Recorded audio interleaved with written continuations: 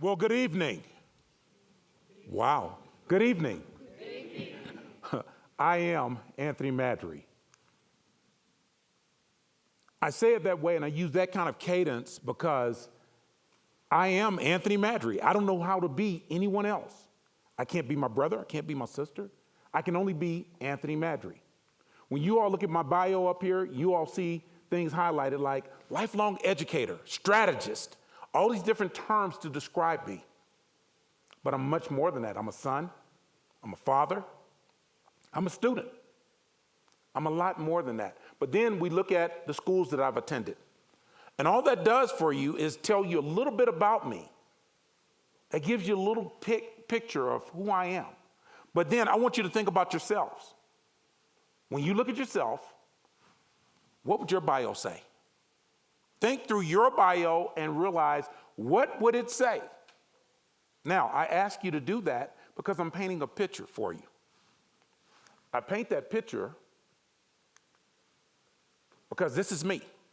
I am baby Anthony Madry, 4-year-old Anthony Madry, and toddler Anthony Madry. Now, I was born and contracted a disease called spinal meningitis. For those of you all that don't know, spinal meningitis is the inflammation of the membranes, protective membranes, around your spinal cord and your brain. Typically, back in those days, it resulted in brain damage and/or fatal. Now look at these pictures. I didn't know there was anything wrong with me. I was so happy on that end picture. I was truly happy as a cowboy, still a cowboy, boots, belt buckle. But look at this picture here on the end. Now, that's my mom and that's my older brother. My older brother's 2 years older than me. But look at the size of my head. That rascal's big. Now, y'all can laugh. Go ahead. Get it out. Because the deal is that is the hand I was dealt. That's who I am. So, luckily, I had a grandmother when I was born that said, they say he's not going to make it. This one, the big head one, oh, that big head rascal's going to be just fine. And little did I know, I had a ram in the bush, a cheerleader of sorts, who made me feel like I was special beyond any measure. She used this word called VIM. Does anybody know what VIM means? V-I-M. I didn't think so. Neither did I, and neither did anyone in the family. No one knew what VIM meant, but we knew it meant something good because she only used it when she described me. So that meant I was an individual. I was special. And as that special individual, I grew into being who I was going to be. Now, I want you to think about this. We all get 24 hours in a day. 24 hours. That breaks down into 86,400 seconds, even breaks down into 1,440 minutes. But we all get the same amount of time in a day, but we use it differently. I've had 60 plus jobs in my life. Look at that. And some of y'all are going to say, oh man, that dude can't keep a job. I can keep a job, but I'm smart enough to know when I don't want to do a job. I worked at McDonald's 3 days. For the whole 3 days, I'm on mop duty. I couldn't get on fries. I couldn't make a sandwich. I am better than latrine duty. So I chose to leave that job and I went somewhere else. But I made a choice to do some things differently. So in working all these different jobs, I got so many different experiences. But part of those experiences come from the people that you surround yourself with every day. So let's think about this. If you have siblings and they go off to college, each of them have an experience when they go. So my brother graduated number 2 in his class. Number 2 out of 400 people. Here it is. My parents are so proud. He goes off to the University of Texas. Whole family goes with him. My mother and father give him the speech of a lifetime. My dad is talking to him like he's going to cure cancer. My mom is talking to him like he's going to save the world. And I'm just looking up at my big brother. He's 6'4", and I'm looking up at him, and I'm like, man, I can't wait till my day to go to school. And you know what? 2 years later, I went off to school. Same tradition, but my parents gave me a speech. I graduated number 72, celebrated musician. At number 72, my parents told me, Son, number one, don't embarrass us. Number two, learn how to take care of yourself. Because this is what the experience is about. So when I went off to college, I was like, wow, I didn't get the speech that I thought my brother, I would get like my brother. And what it is that we're individuals. 6'4", 5'10", 5'11" with heels. So being individuals, I knew I had to do something different. So upon graduation, my brother, he was an engineer. I chose education. I didn't know education was our family business, but it was. My dad was an educator. All of his siblings, except for one, was an educator. Education. Jumped into it, used my degree in technology, and I started teaching it. I didn't really like it. Didn't really like technology, not with kids. They weren't listening. I remember school, you get told something, you do it. And that didn't happen. So I tried English, tried social studies. None of it matched up for me. So I said, you know what? Somehow or another, I got stuck in a special education class. You know what? I loved it. That was the class that I really enjoyed. And so the experiences of life helped me. That's my baby sister. That's my younger sister. I always call her my baby, but she's my younger sister. That's my mother's baby brother, her younger brother. He was intellectually deformed. He was challenged mentally. Back in the day, they would call it MR. And when we think through it, he would have had a great life had he been able to go to state school or somewhere to be educated. Growing up with him, tearing up my toys and growing up with him, I learned great patience. Well, on the next picture, you see, that's my father. I was in a handicapped scout troop. My scoutmaster was blind. My tent mate was blind. He had muscular dystrophy and scoliosis. I learned empathy, I learned patience, and I learned how to deal with someone that was different than me, just like someone did with me. So in teaching that special education class, I fell in love. I loved it. But you know what? I was the special ed teacher. Now the principal comes to me and says, you know what? You are going to be the band director.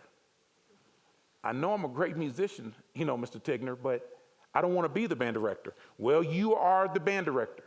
So you know what? I became the band director. I am the band director. Take a group of middle school kids, first year as the teacher of band. These kids, it was a struggle. I didn't want to do it because music has been my passion. It's been my love. I don't want to do it for work. Now I got to do it for work. So here it is. I take this middle school group, 13, maybe 20 kids, grow it into 150 over 2 years. In that first year, I taught those kids how to play, taught them how to march. We went to a festival down in Corpus Christi, Texas. Now, believe it or not, there's a Buccaneer Festival parade down there. We went down there, and the high school division got second place. High school division. So everybody, how did a middle school band do that? I am a change agent. I am.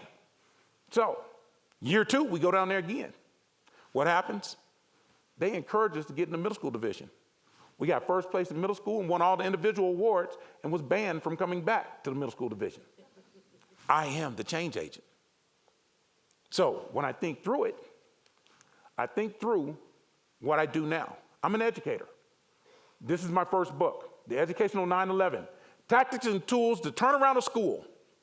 Now, when you think about turning around a school, you think about the worst schools or a school that's not doing so well. Well, I was called from Houston to take over the worst school in the state of Missouri, and I did it. Took me about 2 to 3 years, but I did it. Lowest graduation rate to the highest in the district. How did I do it? I put it all in that book.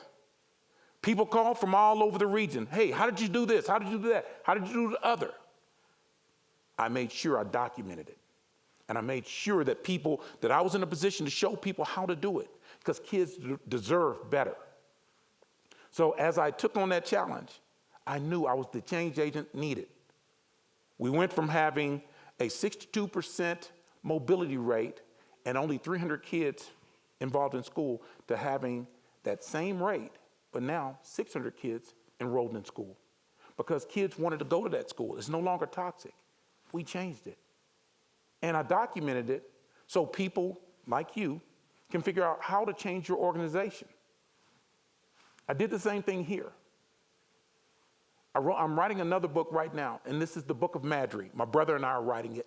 And if you look at some of the chapters, guarantee, that's assurance.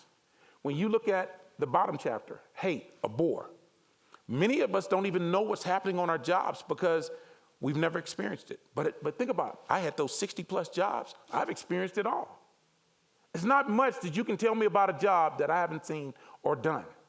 So when I look at those things and I look at each of the chapters that are going to be in that book, I've experienced it.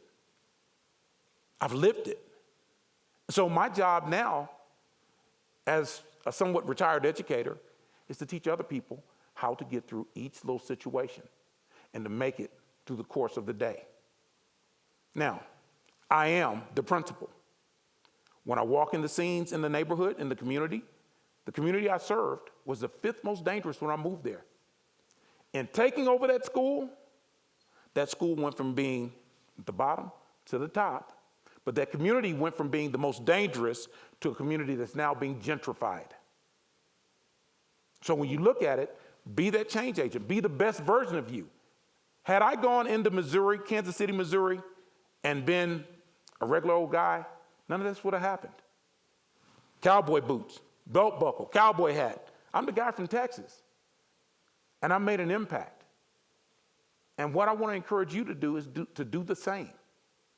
Be that change agent. Be different.